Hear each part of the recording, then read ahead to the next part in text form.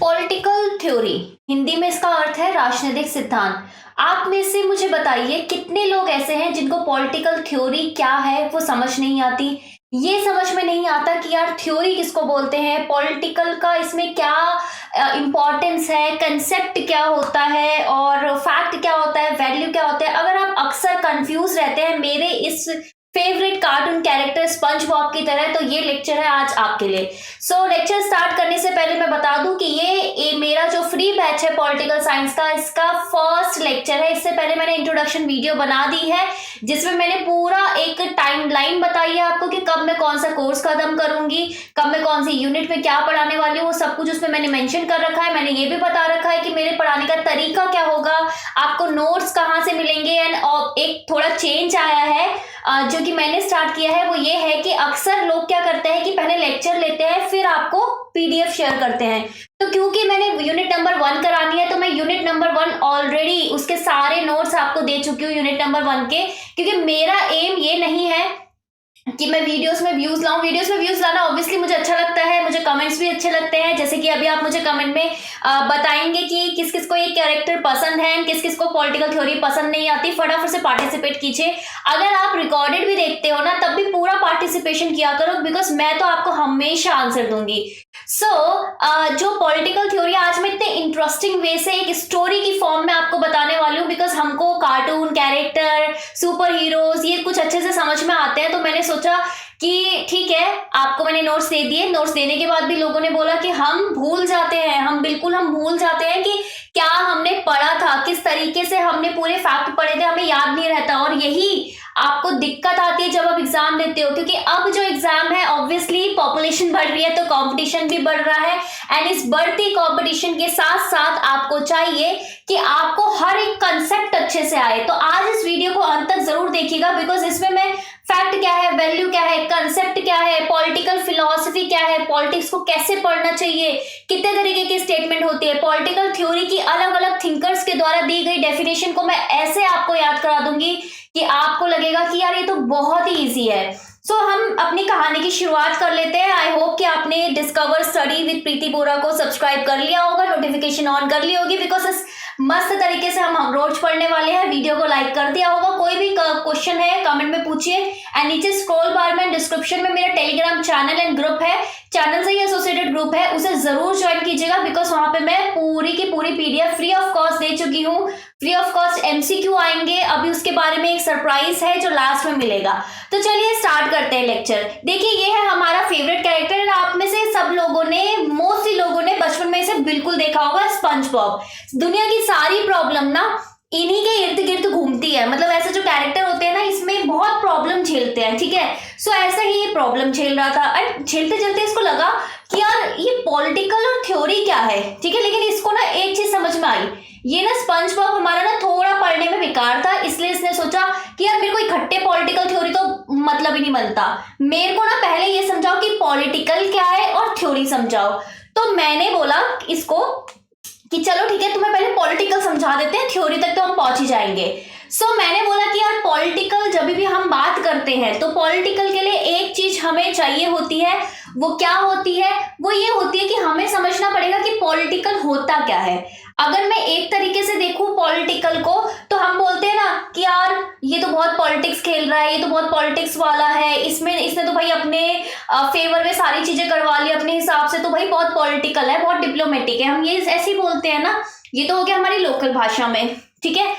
लेकिन अक्सर आपने देखा होगा कि जो पॉलिटिकल है इसका जो हम देखते हैं कंटेक्स्ट, संदर्भ, वो हमेशा किसी व्यवस्थित चीजों से होता है। जैसे कि आपका गवर्नमेंट, आपका स्टेट, आपका अंतरराष्ट्रीय संबंध, आपकी पब्लिक पॉलिसी जो लोगों से संबंधित हो, जो पब्लिक, आपकी निजी जिंदगी में नहीं, आपकी प्राइवेट जिंदगी में नहीं, आपकी पब्लिक यानी कि सार्वजनिक जिंदगी से एसोसिएटेड हो।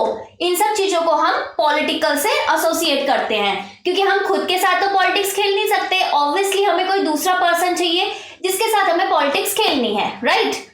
तो चलिए, तो मैंने स्पंज बॉब क्योंकि थोड़ा मतलब पढ़ाई में कमजोर है तो मैंने इनको बोला कि चलो ठीक है तुम्हें पॉलिटिकल समझाती हूँ, बट मेरे ना क्वेश्चंस का आंसर देते रहना, जैसे कि आप लोग मेरे क्वेश्चंस का आंसर दोगे, ठीक है ना।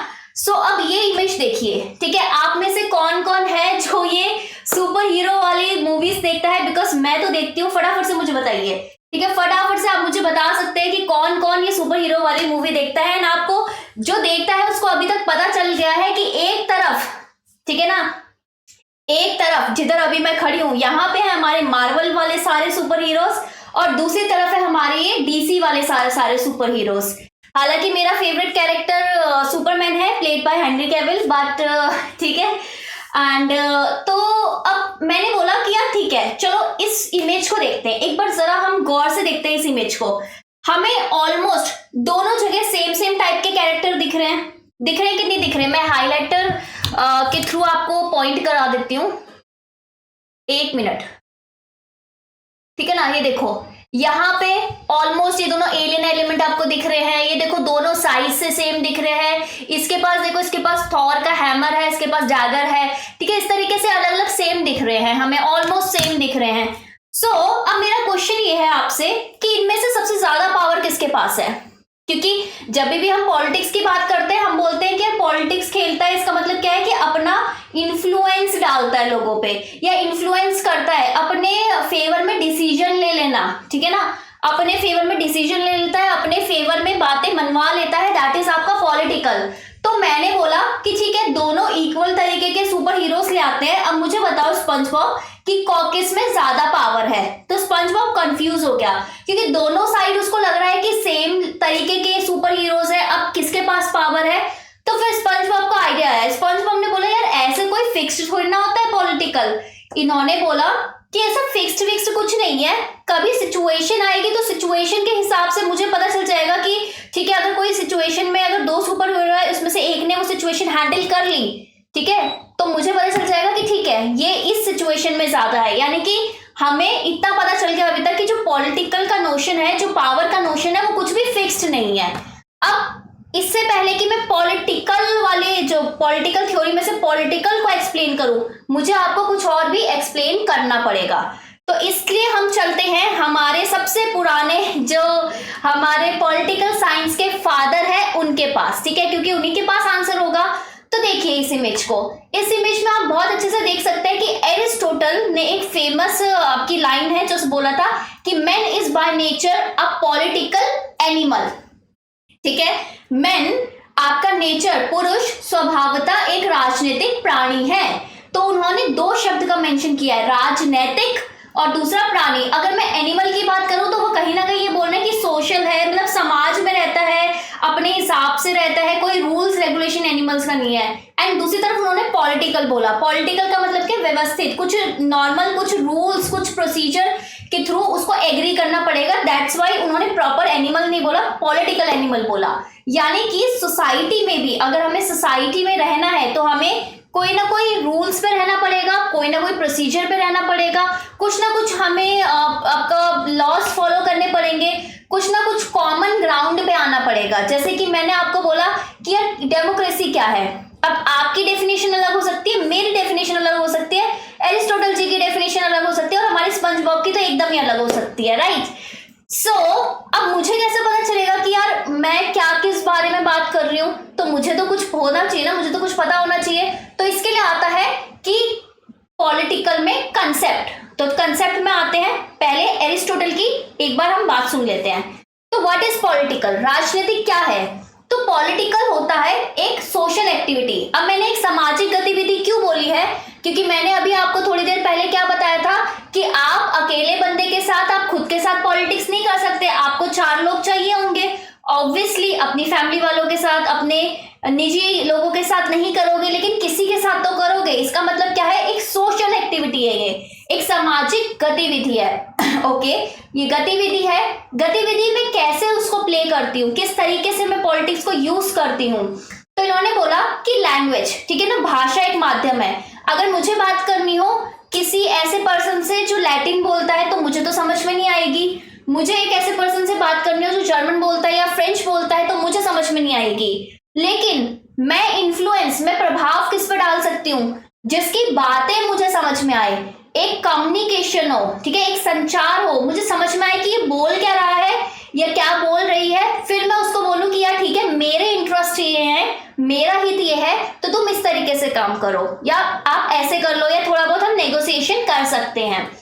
तो क्या हुआ, लैंग्वेज क्या है, एक मीडियम ऑफ कम्युनिकेशन है, संचार का एक मीडियम है और एक पॉलिटिकल वेपन भी है। अब ये कैसे है, देखिए पॉलिटिकल, जब भी ये शब्द मैं आपके दिमाग में डालूं तो आपके दिमाग में क्या आएगा कि अभी अभी हमारे जो प्राइम मिनिस्टर है वो कहीं दूसरे देश में गए थे, यूएस के आपका देश में गए, यूएस में गए हैं, आप क्या बोलोगे कि इजिप्ट में गए हैं, आप बोलोगे इधर कॉन्फ्रेंस में गए हैं, G20 की कॉन्फ्रेंस कर रहे हैं, आप ये सोचोगे कि यार हमने तो ये पॉलिसी निकाल दी, हम तो इस वाले इंडेक्स में हम ऊपर आ गए, इस तरीके की चीजें आपके दिमाग में आती हैं, ठीक है। और क्या चीजें हमारे दिमाग में आती है, हमारे दिमाग में ये भी आता है कि पॉलिटिक्स में हम हमेशा अक्सर लैंग्वेज बहुत इंपॉर्टेंट होती है। एक तरफ हम बोलते हैं कि यार ये जो आपके शस्त्र हैं, ये जो आपके वेपन्स हैं, ये कम होने चाहिए, दूसरी तरफ हम डिफेंस की डील करते हैं, क्यों, क्योंकि दोनों के कंटेक्स्ट अलग हैं, यानी कि लैंग्वेज का रोल बहुत इंपॉर्टेंट है पॉलिटिक्स में। तो कंटेक्स्ट अलग कैसे है, एक बार हमने बोला कि भाई नहीं, कि जितना वेपन ऑफ मास डिस्ट्रक्शन है ये नहीं होना चाहिए, लेकिन अपनी सेफ्टी के लिए तो होना चाहिए, यानी कि एक हथियार भी है आपका लैंग्वेज और एक कम्युनिकेशन भी है। अब ये हथियार कब बन जाता है, जब आप एक सेम डेफिनेशन में एग्री नहीं करते या आप सेम चीजों को अलग अलग तरीके से देखते हो, तो ये काम आसान करता है हमारा पॉलिटिकल थ्योरी या कंसेप्ट, क्योंकि थ्योरी और कंसेप्ट आपको क्या करता है, आपको एक सेम पेज में लेके आता है, राइट। सो अब हमारा जो पॉलिटिकल थ्योरी है उसका एक बहुत ही इंपॉर्टेंट टास्क है, वो क्या है कि बायस फ्री टर्मिनोलॉजी बनाए, ऐसे कंसेप्ट बनाए जिसमें किसी को कोई डाउट ना हो। जैसे कि मैंने बोला बैग, तो आप सभी को समझ में आ जाएगा कि बैग क्या मेरा मतलब क्या है, मैंने बोला शूज, आपको समझ में आ जाएगा, मैंने बोला रिमोट, आपको समझ में आ जाएगा कि मैं रिमोट की बात कर रही हूँ, आता है ना, क्यों, क्योंकि हमने एक अवधारणा बना रखी है कि रिमोट कैसा दिखता है, बैग कैसा दिखता है, शूज कैसा दिखता है। वैसे ही हमारा पॉलिटिकल थ्योरी का काम क्या है, वो एक अवधारणा बनाता है कि डेमोक्रेसी क्या है, जस्टिस क्या है, पावर क्या है। ऑब्वियसली ये कंसेप्ट फिक्स्ड नहीं है जिस पे अभी मैं बात करूंगी, लेकिन हमारा एक आपका रिलेशन बनाता है। जैसे जॉर्ज ऑरवेल ने अपनी एक इनकी बुक थी politics and the English language 1957 की, उसमें इन्होंने एक टिप्पणी दी थी कि language should be an instrument for expressing and not for concealing और प्रिवेंटिंग थॉट, कि जो आपकी अभिव्यक्ति है ना, जो भाषा है वो अभिव्यक्ति का एक साधन होना चाहिए, ना कि विचार को छिपाने या रोकने का एक माध्यम। यानी कि बोलते हैं कि लैंग्वेज को पॉजिटिव वे में यूज करो, तो यहीं से आया कि पॉलिटिक्स को किस तरीके से पॉजिटिव वे में हम यूज कर सकते हैं, एंड यहां से शुरुआत हुई कंसेप्ट की। आज फर्स्ट क्लास है इसलिए मैं आपको हर एक चीज बताऊंगी, कंसेप्ट क्या होता है, फैक्ट क्या होता है, वैल्यू क्या होती है, सो दैट अभी मैं क्यों बता रही हूँ, क्योंकि कंपटीशन में ना एग्जाम में इतना ज्यादा डिटेल में पूछते हैं ना कि आपके अगर कंसेप्ट बेसिक्स स्ट्रांग नहीं होंगे ना तो आपको वो मुश्किल क्वेश्चन आप कर ही नहीं सकते, इसलिए मैं इतने डीप में पढ़ा रही हूँ, ठीक है। सो कंसेप्ट क्या होता है, कंसेप्ट होता है general idea about something, usually express in a single word और अ शॉर्ट फ्रेज, कि मेरे को जनरल आइडिया की अवधारणा, यानी किसी के भी चीज के बारे में एक सामान्य विचार। जैसे कि मैंने बोला कि भाई ये रिमोट है, ये एसी का रिमोट है, तो आपको समझ में आया ना ये एसी का रिमोट है, ठीक है। मैंने आपको बोला कि भाई ये बॉटल है, तो आपको समझ में आया, हालांकि ये ग्रीन है तो आई थिंक ये ग्रीन स्क्रीन की वजह से हट गई होगी, तो ये आपको समझ में आया कि ये बॉटल है, ठीक है। मैंने आपको बोला ये टिश्यू पेपर का बंडल है, तो आपको समझ में आया कि टिश्यू पेपर कैसा दिखता है। कैसे पता चला आपको ये सब चीजें, ठीक है, क्योंकि आपके दिमाग में एक जनरल आइडिया था कि भाई ये चीज ऐसे दिखती है। हाँ, लेकिन मुझे इतना पता है, अब बॉटल के अलग अलग साइज हो सकते हैं, टिश्यू पेपर के अलग अलग साइज हो सकते हैं, रिमोट अलग अलग कंपनी के अलग अलग साइजेस में अलग अलग फॉर्मेट के हो सकते हैं, ये सबको पता है। लेकिन कॉन्सेप्ट बेसिकली क्या है, एक जनरल आइडिया किसी भी चीज के बारे में, ठीक है। नेक्स्ट आता है व्हाट इज अ वैल्यू। आप हमेशा सोचते हो ना पॉलिटिकल साइंस में फैक्ट, वैल्यू, ये मैं क्यों पढ़ा रही हूँ, अभी देखो वैल्यू क्या होती है, क्योंकि अभी बिहेवियरिज्म वगैरह ये सब आएगा ना तो आपको कंफ्यूजन होगी। तो वैल्यू क्या है भाई, मूल्य क्या है। सो हमारे पॉलिटिकल साइंस में, पॉलिटिकल थ्योरी में कुछ चीजें ऐसी होती है कि हम बोलते हैं कि यार देखो, मैं अगर आप हो, आपको अगर मैं बताती नहीं कि डेमोक्रेसी क्या होती है, जस्टिस क्या होता है, लिबर्टी क्या होता है, तो आप अपनी डेफिनेशन बनाने में लग जाते हैं। ऐसे हर लोग अपनी अपनी डेफिनेशन बनाने में लग जाते हैं और स्पंज बॉब की तरह बहुत ही अजीब अजीब सी डेफिनेशंस बना देते। अब क्या होता कि समझ लो स्पंज बॉब बोल रहा है डेमोक्रेसी, आप समझते लिबर्टी, ठीक है ना, अलग अलग चीजें आप समझते। अब इस मुसीबत से कैसे बचा जाए, तो हम बोलते हैं कि यार पॉलिटिकल साइंस में, पॉलिटिकल थ्योरी में कुछ चीजें ऐसी होती है जो हम प्रिस्क्राइब कर देते हैं। जैसे डॉक्टर आपको प्रिस्क्रिप्शन, अगर आप बीमार हो तो डॉक्टर आपको प्रिस्क्रिप्शन लिख के देते हैं ना कि ठीक है जाके ये दवाई ले लेना। आप उससे क्वेश्चन तो नहीं पूछते ना कि लाओ डिग्री दिखाओ, यही दवाई क्यों, इससे ये वाली दवाई क्यों नहीं, ये सब नहीं पूछते ना। हम जाके वो दवाई ले लेते हैं। क्यों? क्योंकि हमें पता होता है कि यार वो हमारे भले के लिए है, उससे हम ठीक हो जाएंगे, हमारी लाइफ बेटर करने के लिए है। तो यही काम होता है वैल्यूज का, कि वो क्या होती है, प्रिस्क्रिप्टिव होती है और नॉर्मेटिव कंसेप्ट है। यानी कि प्रिस्क्रिप्टिव यानी कि निर्देशात्मक, यानी कि डॉक्टर का प्रिस्क्रिप्शन की तरह, और मानक है यानी कि मैंने बता दिया, मैंने एक जनरल आइडिया दे दिया कि भाई बैग लेके आना है। अब मैंने ये नहीं बोला कि स्कूल बैग लेके आना है या पोटली बैग लेके आना है, हैंड बैग लेके आना है, ये नहीं बोला मैंने बोला कि बैग। तो इसका मतलब क्या है, नॉर्मेटिव है। आपको एक आइडिया हो गया कि ठीक है ये करना है। डेमोक्रेसी मतलब लोगों के पास राइट्स होंगे। प्रिस्क्रिप्टिव मतलब कि आपको क्यों, कैसे बता, क्योंकि आपको बता रखा है। वैल्यूज क्या है, कुछ मॉरल प्रिंसिपल्स हैं, कुछ नैतिक सिद्धांत हैं जो क्या करते हैं, जो बताते हैं कि भाई हमारा समाज कैसा होना चाहिए, यानी कि what ought to be done, कि कैसा हमारा समाज होना चाहिए, लिबर्टी कैसी होनी चाहिए, जस्टिस कैसा होना चाहिए, ह्यूमन राइट्स कैसे होना चाहिए, इक्वालिटी कैसा होना चाहिए, टॉलरेशन कैसा होना चाहिए। अच्छा ये पीडीएफ में, ये जो पीपीटी है ये भी मैं शेयर कर दूंगी आपके साथ, तो डोंट वरी अगर मैं छुपा रही हूँ उसको तो। बट अभी समझने के लिए ये लेक्चर है, क्योंकि नोट्स तो आपको मिल चुके हैं। अब दूसरा होता है फैक्ट। हम हमेशा बोलते हैं ना कि फैक्ट क्या होता है, तो चलो मैंने आपको बोला डेमोक्रेसी, ठीक है ना, या मैंने आपको जस्टिस बोला, तो जस्टिस तो यार इतने पुराने टाइम से, हमारे राजा महाराजाओं के टाइम से जस्टिस चला आ रहा है। फिर उसके बाद हमारा ये जो कॉलोनियल गवर्नमेंट, कॉलोनियल सरकार वगैरह थी, इनके टाइम से जस्टिस चला आ रहा है। फिर अब वाला जस्टिस है तो पूरा जस्टिस ही, हमें समझ में आ रहा है। लेकिन डिफरेंस क्या है भाई, डिफरेंस तो कुछ होना चाहिए। तो इसमें फैक्ट में दो चीजें आती है, ध्यान रखना कि फैक्ट क्या है, डिस्क्रिप्टिव है एंड पॉजिटिव कंसेप्ट है, सकारात्मक अवधारणा है और वर्णनात्मक है। जैसे कि मैंने बोल दिया, पहले मैंने निर्देशात्मक कुछ आपको अवधारणाएं दी कि अच्छा ये कॉन्सेप्ट होते हैं। अब आपने सोचा यार ये कॉन्सेप्ट में ना कुछ गड़बड़ है, इसको और डिस्क्राइब करते हैं, इसका वर्णन करते हैं, देखते हैं ये यहाँ पे फिट बैठता है कि नहीं बैठता, और ऐसे नई नई अवधारणाएं आती है। तो ये कैसे हुआ, फैक्ट में आपने देखा कि ऑब्जेक्टिव देखा कि यार ये जस्टिस आया क्यों था, ये करने के लिए कि जैसे आपने बोला कि सब लोग इक्वल होने चाहिए। फिर उसके बाद अचानक से फेमिनिज्म वाली एक अब वो आ गई, आपकी आइडियोलॉजी आ गई। कैसे आई, हमने सोचा ना कि यार सबको इक्वालिटी तो मिलती नहीं, ठीक है, तो फिर इस तरीके से आपका नया हमने सोचा पावर, हमने बोला कि यार डिसीजन और नॉन डिसीजन मेकिंग है बस। फिर स्टीवन लुकास आ गए, उन्होंने बोला आइडियोलॉजिकल भी है। कैसे पता चला, क्योंकि उन्होंने जो आपके वैल्यू वाले कंसेप्ट है उस पर एक्सपेरिमेंट किया। उन्होंने बोला कि अब ये भी चीज हो सकती है, यानी कि नॉर्मेटिव में अभी नई चीजें ऐड करना। फैक्ट क्या है, जो चीज तुम देखते हो, प्रूफ कर सकते हो, जिसके पीछे कोई रीजन है, लॉजिक है, राइट, दैट इज फैक्ट। अब स्पंज बॉब कंफ्यूज हो गया, उसने अपने एक बियर दोस्त से पूछा कि भाई are facts and values related, कि क्या तथ्य और मूल्य संबंधित, इसमें संबंध क्या है, बिहेवियरलिज्म में काम आएगा, ये ध्यान रखना। तो उसने बोला कि यार देख ये दो पिक्चर है, दोनों तो सेम लग रहे हैं, तो क्या दोनों सेम टाइम में अवेलेबल हो सकते हैं? बिल्कुल। वैल्यूज क्या है कि नॉर्मल कुछ अवधारणाएं, ऐसे कॉन्सेप्ट जो कि आपको प्रिस्क्राइब किए गए कि जस्टिस होता है, लिबर्टी होती है, डेमोक्रेसी होती है। फैक्ट क्या है, फैक्ट ये है कि ठीक है ये होती है, पहले ऐसे होती थी, अब क्या उसमें चेंजेस हैं, तो दोनों का मिक्सचर। पोस्ट बिहेवियरलिज्म में यही है ना। अभी मैं जो ये पोस्ट बिहेवियरलिज्म बोल रही हूँ, समझ में नहीं आ रहा होगा, मॉडर्निज्म समझ में नहीं आ रहा होगा, बट धीरे धीरे इस लेक्चर में आप जाओगे ना, आपको सारी चीजें समझ में आ जाएगी, ठीक है।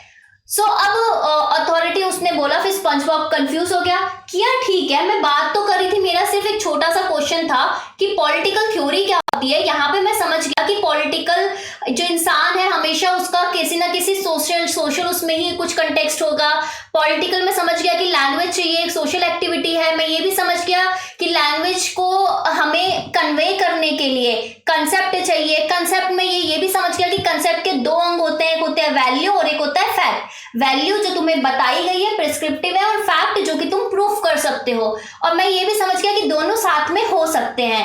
लेकिन अब स्पंज बॉब ने पूछा कि who has the authority to define the concept, कि भाई ये जो कंसेप्ट है मैं डिफाइन कर रहा हूं, लेकिन किसके पास ऐसी अथॉरिटी है। सपोज मेरे लिए, इंडिया के लिए कुछ और आपका कंसेप्ट है डेमोक्रेसी का मतलब, यूएस के लिए कुछ और है, रशिया के लिए कुछ और है, कौन इनको डिफाइन करता है।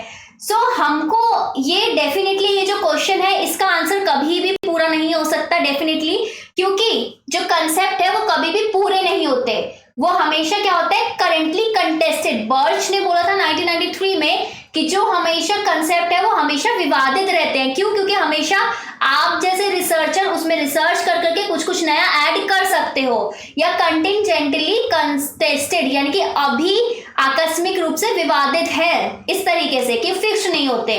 फिर मैक्स वेबर आए।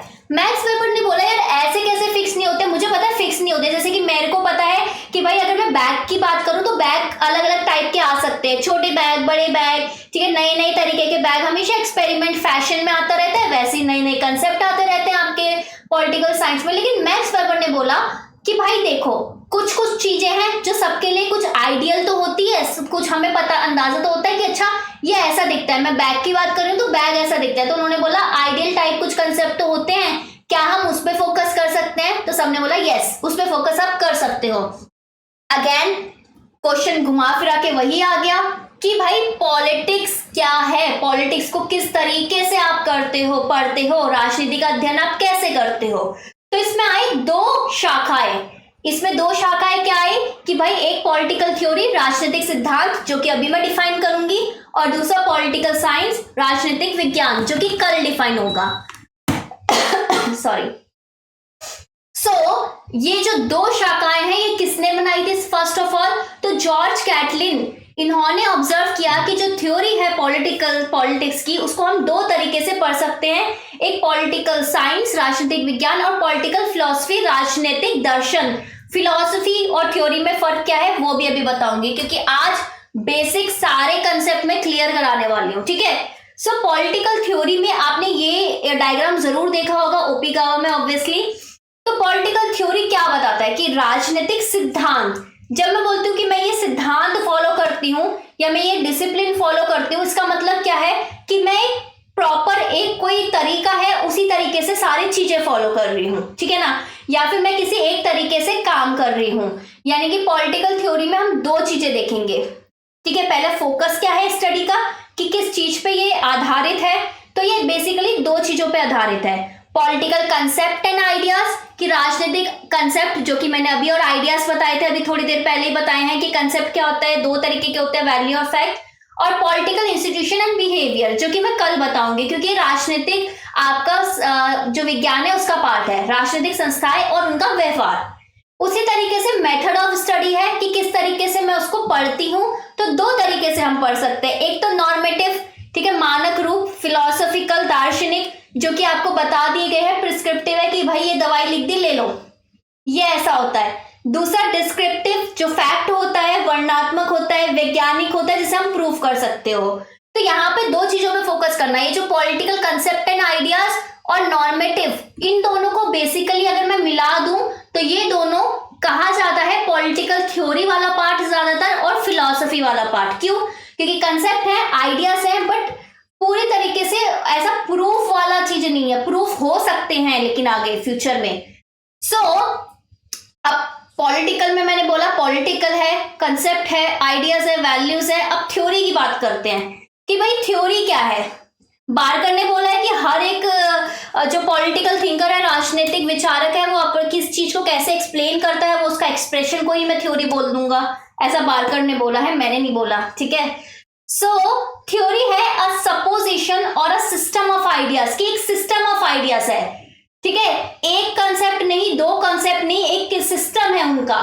उसमें क्या है, वो सारे लोग साथ में मिलके कुछ चीज को एक्सप्लेन करना चाहते हैं, और किस तरीके से एक्सप्लेन करना चाहते हैं उसका भी प्रॉपर मेथड है, दैट इज थ्योरी। जैसे कि मैंने थ्योरी बोला कि ऐसा है तो ऐसा हो सकता है, कोई ना कोई मैं रिलेशन प्रूफ करना चाहती हूँ कंसेप्ट के बीच में, यानी कि कंसेप्ट कैसे वर्क कर रहा है ये मैं प्रूफ करना चाहती हूँ, बट उसका प्रूफ अभी नहीं है, अभी वो थ्योरी है, अभी मेरे पास प्रूफ नहीं है, दैट इज थ्योरी। नेक्स्ट, अब जैसे ये इमेज देखिए, ठीक है, one of my favourite image, Batman versus Superman. अब मैंने ये इमेज लगाई क्यों है, क्योंकि आप अभी सोच रहे होंगे कि मैम अभी तो आपने बोला कि थ्योरी मतलब एक जनरल आइडिया, और थोड़ी देर पहले आपने बोला था कि कंसेप्ट मतलब जनरल आइडिया, डिफरेंस क्या है, दोनों में क्या डिफरेंस है वो तो बताओ। तो यही डिफरेंस है जो इन दोनों के बीच में, इस इमेज के हिसाब से, इस इमेज की हेल्प से मैं आपको बहुत अच्छे से समझा सकती हूँ। देखो, एक तरफ है बैटमैन, बैटमैन के पास एक्चुअल में कोई पावर नहीं है, उसके पास एक बहुत ही रियलिस्टिक पावर है, वो क्या है कि ही इज सुपर रिच, तो वो सारे अपने गैजेट्स के थ्रू अपना हेल्प करता है, विजिलेंटे है। दूसरी तरफ है सुपरमैन, मैन ऑफ स्टील, सबसे ज्यादा पावर उन्हीं के पास है, उनके पास नेचुरली पावर है, और एक नहीं दो नहीं बहुत सारी पावर है, ठीक है। सो बैटमैन को लगा लो कंसेप्ट, ठीक है, एंड सुपरमैन को लगा लो थ्योरी, राइट।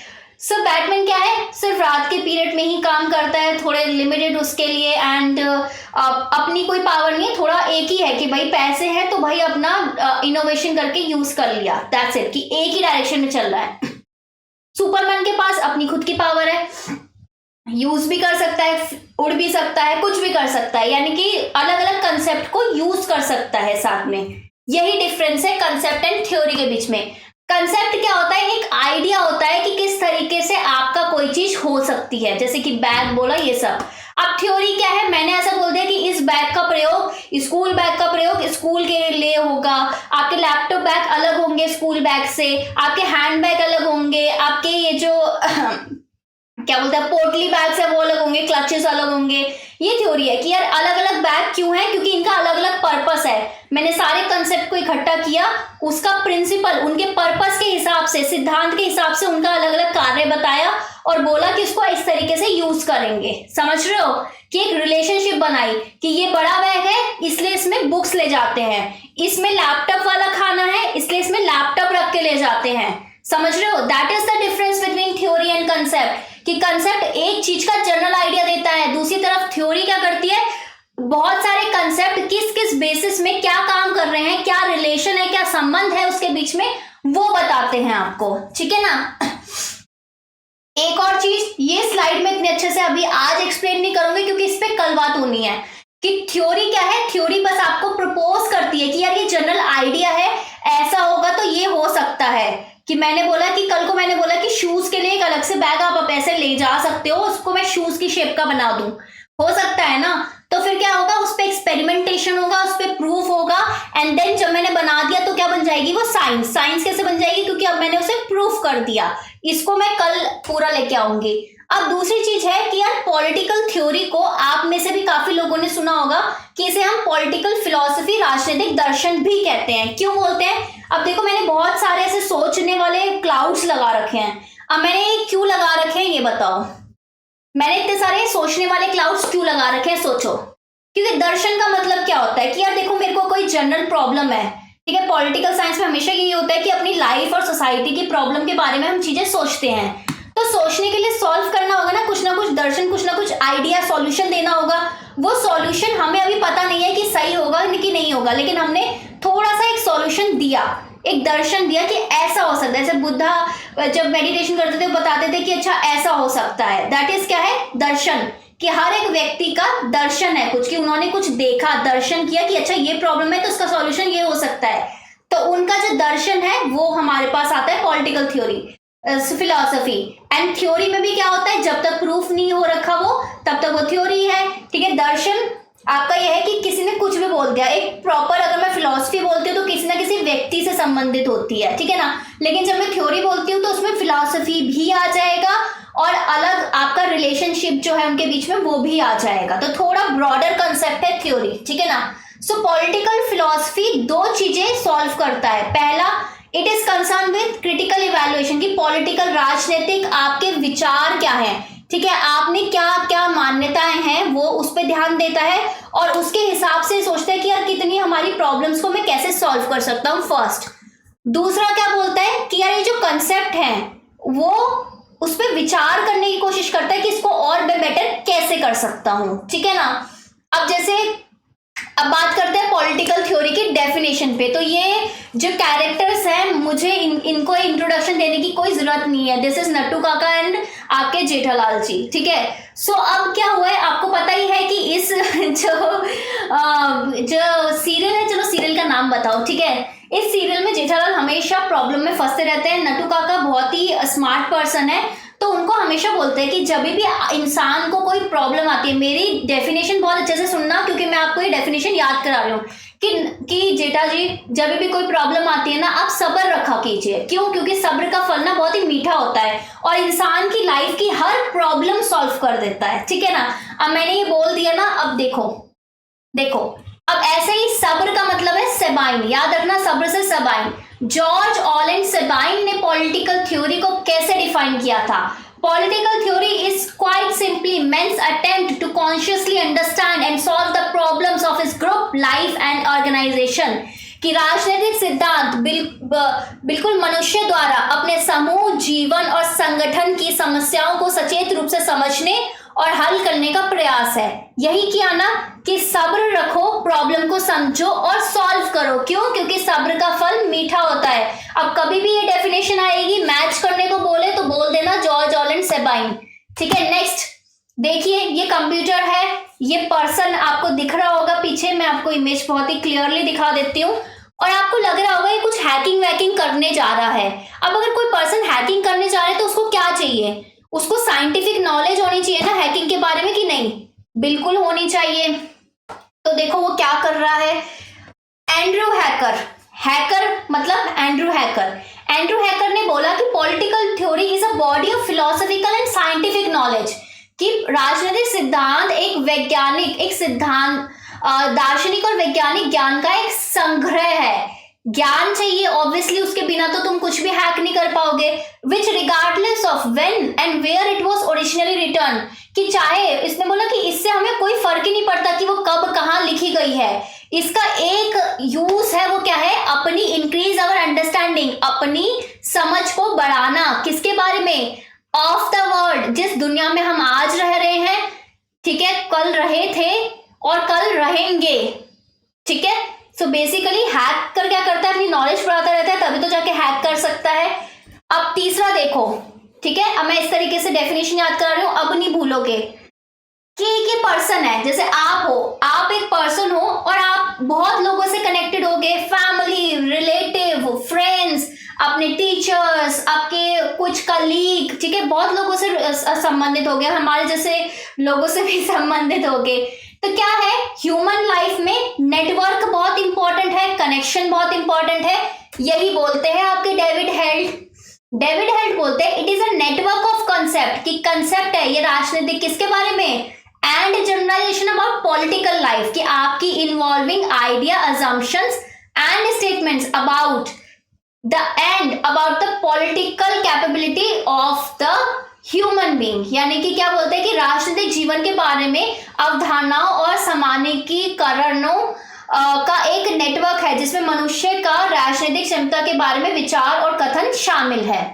नेक्स्ट, अब देखिए इस इमेज को, यहाँ पे बच्चन साहब कुछ क्वेश्चन पूछ रहे हैं। अगर आपको कभी धनराशि जीतनी है तो आप क्या करोगे? इस जो एक्टिविटी है, ये गतिविधि है, इसमें पार्टिसिपेट करोगे, भागीदारी लोगे, क्वेश्चंस पूछोगे, रिस्पॉन्स मिलेगा, आंसर मिलेगा और ये जो राशि है वो जीत जाओगे, विन करोगे। जीतने को इंग्लिश में बोलते हैं विन। तो विंस्टन की डेफिनेशन क्या है? Political theory can be viewed as an activity which involves posing question, developing responses and to those questions are creating imaginative perspective on the public life of human being। कि राजनीतिक सिद्धांत को एक गतिविधि के रूप में देखा जा सकता है जिसमें प्रश्न प्रस्तुत करता है, प्रक्रियाएं को विकसित करना होता है और उन प्रश्नों को उत्तर देकर मनुष्य को सार्वजनिक जीवन में कल्पनाशील दृष्टिकोण बनाना शामिल है। नेक्स्ट, ये इमेज देखिए। अब मुझे आप कमेंट सेक्शन में बताइए कि आपको ये क्या दिख रहा है। आपको सीढ़ियां दिख रही हैं, कुछ पंखा दिख रहा है या बहुत सारे गेट्स दिख रहे हैं? हमें कुछ ऐसा आइडिया नहीं है ना, थोड़ा एब्स्ट्रैक्ट सा लग रहा है ना। एब्स्ट्रैक्ट मतलब कुछ ज्यादा आइडिया नहीं होना, ठीक है ना। आई थिंक आपको ये इमेज अच्छे से दिख रही है। तो ऐसा ही ब्लूहन ने कहा था, इन्होंने बोला था कि political theory stand for an abstract model of political order, a guide to the systematic collection and analysis of political data. कि राजनीतिक सिद्धांत राजनीतिक व्यवस्था की एक अमूर्त मॉडल है, ठीक है, जिसको हमें पता नहीं कि भाई कैसा है क्या नहीं है, हमें बस पता है कि हमें डायरेक्शन दिखाएगा, डेटा कलेक्ट करता है पॉलिटिकल वगैरह, उसके बेसिस पे। नेक्स्ट देखिए ये इमेज, इसमें आपको दिख रहे होंगे टीचर क्वेश्चन पूछ रहे हैं। अभी कहाँ पे होते हैं टीचर? स्कूल में। स्कूल क्या है? इंस्टीट्यूशन, संगठन, यानी कि हमारा कभी ना कभी किसी ना किसी संगठन के साथ कोई ना कोई संबंध रहा है, यही हमें यहाँ पे दर्शा रहे हैं। देखो तो ऐसे ही ब्रायन बेरी ने कहा है पॉलिटिकल थ्योरी क्या करता है? Attempt to study the relation between principles and institution. राजनीतिक सिद्धांत सिद्धांतों और स्थानों के बीच संबंध को अध्ययन करने का प्रयास करता है। और जॉन रॉल ने बोला, क्या बोला कि यार ये क्या करता है ना, सच्चाई दिखाने की कोशिश करता है साइंटिफिक और एम्पिरिकल मेथड से। ये तो मैं अब डेफिनेशन कल बताऊंगी। अब अगर मैं पॉलिटिकल थ्योरी की बात करूं आगे, तो इसमें ना 3 प्रकार के कथन होते हैं, 3 तरीके के स्टेटमेंट होते हैं। पहली होती है एम्पिरिकल, अनुभवजन्य, यानी कि मैंने कुछ एक्सपीरियंस किया, मैंने अपनी लाइफ में एक्सपीरियंस किया कि भाई जेआरएफ नेट कैसे निकालते हैं, मेरे को ये समझ में आया कि यार यूपीएससी में क्या था कि कंसेप्चुअल जब हो गया था तो हमें बिल्कुल स्क्रैच से स्टार्ट करना था, वही आज मैंने किया, ठीक है। दैट इज एक्सपीरियंस के बाद कुछ स्टेटमेंट बोलना। लॉजिकल, मैंने बोला कि यार अगर तुम एमसीक्यू अच्छे से करोगे तो तुम्हारे मार्क्स अच्छे आएंगे। क्यों? क्योंकि इसके पीछे कुछ ना कुछ रीजन है। 2 + 2 = 4, दैट इज लॉजिकल स्टेटमेंट, ठीक है। मैंने कुछ बोला कि भाई अगर आप फ्रीडम ज्यादा दोगे तो आपकी डेमोक्रेसी भी बढ़ेगी, ठीक है। क्यों? क्योंकि लोग खुश होंगे और लोगों को लगेगा कि हमारे द्वारा सच में सरकार चलाई जा रही है। तीसरा है इवैल्यूएटिव, मूल्यांकन करना। पॉलिटिकल साइंस में या थ्योरी में हमें पता है काफी सारा डेटा होता है हमारे पास, उस बेसिस में हम एनालिसिस करते हैं कि ठीक है जिस तरीके से चलना चाहिए वो है कि नहीं है, एंड देन हम कुछ डिसीजन लेते हैं, ठीक है। अब ये स्टेटमेंट मैंने अभी ढंग से एक्सप्लेन नहीं किए हैं, ये तीनों स्टेटमेंट, इसे हम कल कंटिन्यू करेंगे। अभी कल के लिए हमें क्या करना है, आई होप कि आपको पूरा थोड़ा बेसिक समझ में आया होगा। मैं अभी एक बार रिकैप दे देती हूँ। कल हम करेंगे नेचर क्या है पॉलिटिकल थ्योरी का, प्रकृति क्या है, फीचर्स क्या है, उसकी विशेषता क्या है, स्कोप क्या है, दायरा क्या है, डिक्लाइन किस तरीके से डिक्लाइन हुई, ये हो पाएगा तो ही करेंगे कल, अदरवाइज डिक्लाइन परसू कर लेंगे, ठीक है। एक बार फटाफट से रिकैप ले लेते हैं। तो हमने स्टार्ट की थी पॉलिटिकल से, हमने बोला था कि पॉलिटिकल होता क्या है, ठीक है। राजनीतिक क्या है, राजनीतिक से स्टार्ट किया था ना पॉलिटिकल थ्योरी में। हमने बोला सबसे पहले कि राजनीतिक क्या होता है। राजनीतिक में हमें समझ में आया कि यार हमारा ना राजनीतिक ना बहुत अलग अलग है सबका, इसमें लैंग्वेज इंपॉर्टेंट, लैंग्वेज में हमें समझ में आया कि अलग कंसेप्ट है। हमने कंसेप्ट पढ़े, फिर कंसेप्ट हमने देखा कि वैल्यू क्या होती है, क्या होता है, हमने देखा दोनों कैसे रिलेटेड है, फिर हमने देखा कि कौन डिफाइन करता है, कंसेप्ट फिक्स होते हैं कि चेंज होते हैं, ठीक है। फिर हमने देखा पॉलिटिक्स को 2 तरीके से पढ़ते हैं, थ्योरी और साइंस के हिसाब से। फिर हमने देखा कि किस तरीके से कौन सी साइंस वगैरह होती है, थ्योरी देखा फिर हमने क्या होती है, फिर हमने देखा कि थ्योरी और कंसेप्ट कैसे अलग है, फिर हमने देखा थ्योरी साइंस में कैसे बढ़ रही है, फिर हमने देखा कि पॉलिटिकल थ्योरी को फिलॉसफी क्यों बोलते हैं, क्या काम होता है फिलॉसफी का। फिर हमने सारी डेफिनेशंस पढ़ी इसकी, ठीक है ना, 3-4 डेफिनेशंस थी वो हमने पढ़ी इसकी। और उसके बाद हमने देखा लास्ट में कितने टाइप की स्टेटमेंट होती है। अब अभी तक कोई भी क्वेश्चन है, कोई भी डाउट है तो मुझे कमेंट सेक्शन में पूछिए। अभी अगर मैं लाइव नहीं भी हूँ, ठीक है, तो मैं कमेंट का आंसर जरूर करती हूँ, सबको पता है। तो कमेंट में मुझे कोई भी क्वेश्चन आप पूछ लेना। फर्स्ट वीडियो को लाइक जरूर करना, शेयर जरूर करना। ये पॉलिटिकल साइंस का फ्री बैच है, सारे कंसेप्ट में क्लियर कराऊंगी, एक एक चीजों को मैं बहुत ही डीप में पढ़ा रही हूँ। आपको थोड़ा किसी को बोरिंग भी लग रहा होगा इसलिए मैंने थोड़े बहुत ग्राफिक्स डाले, बट डियर बिना इसके ना तुम्हारा सिलेक्शन नहीं हो सकता, क्योंकि अब हर कंपटीशन इतना बढ़ गया है ना कि इतना डिटेलिंग तो चाहिए। और ये चीज तो मैं डंके की चोट पे बोल सकती हूँ कि इतना अच्छा कंटेंट तो आपको पेड में भी नहीं मिलेगा, ठीक है। और जितने भी आपको पीडीएफ चाहिए @DiscoverStudy टेलीग्राम ग्रुप में आ जाइए और वहां से पीडीएफ ले लीजिए। डेली फ्री क्लास होती है 8:30 बजे, देख लीजिए एक बार, 8:30 बजे डेली फ्री क्लास होती है। आइएगा जरूर, लाइक जरूर कीजिएगा, शेयर जरूर कीजिएगा, सब्सक्राइब कर लो, नोटिफिकेशन ऑन कर लो। Okay, bye bye dear, take care, have a nice day. I hope आपको समझ में आया।